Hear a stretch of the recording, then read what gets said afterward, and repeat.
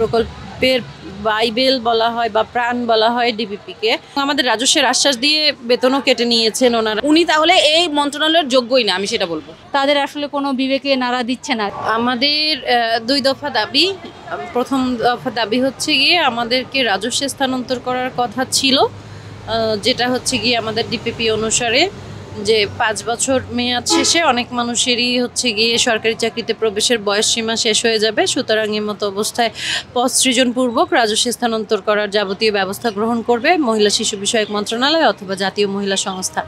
তো এইরকম কোনো পদক্ষেপ আসলে ওনারা পরবর্তীতে নেন নাই।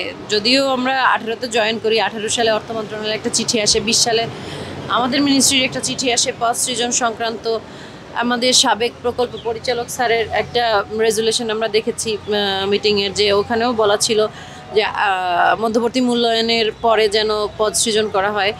আসলে হেড অফিস থেকে এই ধরনের কোনো ব্যবস্থা কেন গ্রহণ করেন নাই এটা ওনারাই ভালো জানেন, যে কেন ওনারা ব্যবস্থা গ্রহণ করে নাই। কারণ হচ্ছে প্রত্যেকটা প্রকল্প ডিপিপি অনুসারে চলে। সোজা কথা, প্রকল্পের বাইবেল বলা হয় বা প্রাণ বলা হয় ডিপিপিকে। তো সেই ডিপিপিতেই ছিল যে এইখানে কর্মরত প্রত্যেকটা মানুষকে পদ সৃজনপূর্বক রাজস্ব স্থানান্তর করা হবে।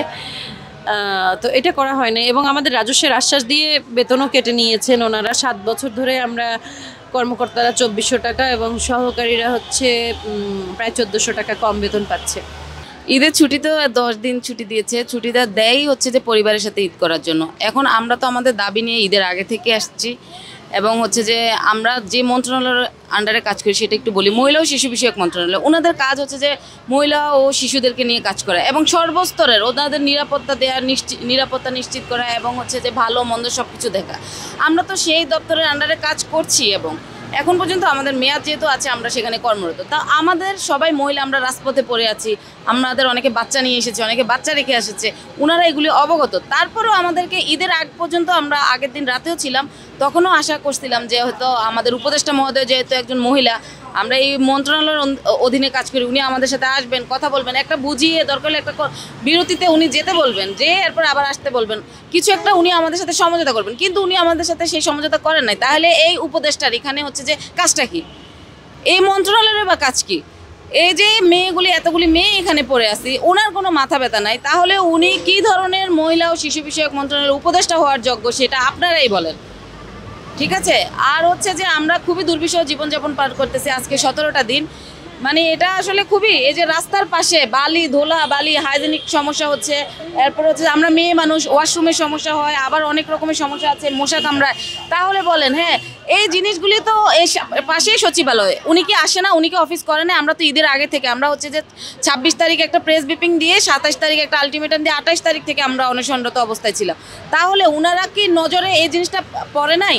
আর এই জিনিসটা যদি আপনারা এতগুলি মানুষ এরকম একটা আন্দোলন করে পুলিশের বেদম মায়ের খেয়ে মহিলা মানুষ যদি নজরে না আনতে পারে ওনার নজরে, তাইলে আর কোনো কিছুই আসবে না। উনি তাহলে এই মন্ত্রণালয়ের যোগ্যই না, আমি সেটা বলবো।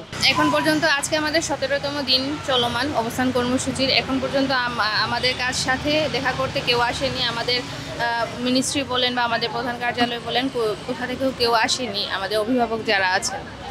আর ঈদের কথা আর কি বলবো, মানে আমি সহ আমার যে মুসলমান ভাই বোনেরা এখানে বসেছিল ঈদের দিনে, খুবই খারাপ কষ্টের একটা ঈদ গিয়েছে আমাদের। আমরা আশা করছি ওনারা আসবেন, আমরা সেই আশায় এখনও বসে আছি। পরবর্তীতে কি হয় সেটা আসলে এখনও বলা যাচ্ছে না। এটা আমাদের যারা মানে বিভিন্ন ধরনের বিভিন্ন সিদ্ধান্ত নিচ্ছেন তারাই বলতে পারবেন। মূলত আমরা আজকে 17তম দিনের মতো লাগাতার অবস্থান কর্মসূচিতে রয়েছি। আর আজকের কর্মসূচিটা মূলত আমাদের সাথে একাত্মতা ঘোষণা করেই কর্মসূচিটা, নাগরিক যে আমাদের হলো সমাজের যে মানে সুশীল সমাজের যারা প্রতিনিধিরা আছেন তারা আমাদের সাথে একত্রতা ঘোষণা করে আজকের এই কর্মসূচিটা করা হচ্ছে। এটা মানে মূলত এটা আসলে আমরা যে এই যে লাগাতার 17 দিন হলো বসে আছি, আমার মনে হয় যে ওনাদের বিবেকেও যে লেগেছে যে এই মেয়েগুলো এতদিন হলো বসে আছে, তাদের সাথে এ কারণে তারা আমাদের সাথে একাত্মতা ঘোষণা করার জন্য আমাদের যৌক্তিক দাবিগুলো তারা শুনেছে এবং তারা কিন্তু খুব ভালোভাবে আমাদের সকল কাগজপত্র পর্যালোচনা করে দেখেই আমাদের সাথে একাত্মতা ঘোষণা করেছে। তো এইভাবেই আমরা আমাদের অবস্থান কর্মসূচি চালিয়ে যাব।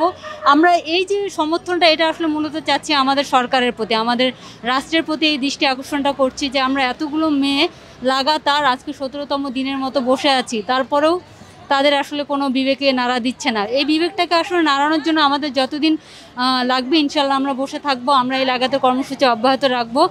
আশা করছি রাষ্ট্রের বিবেক জাগ্রত হবে।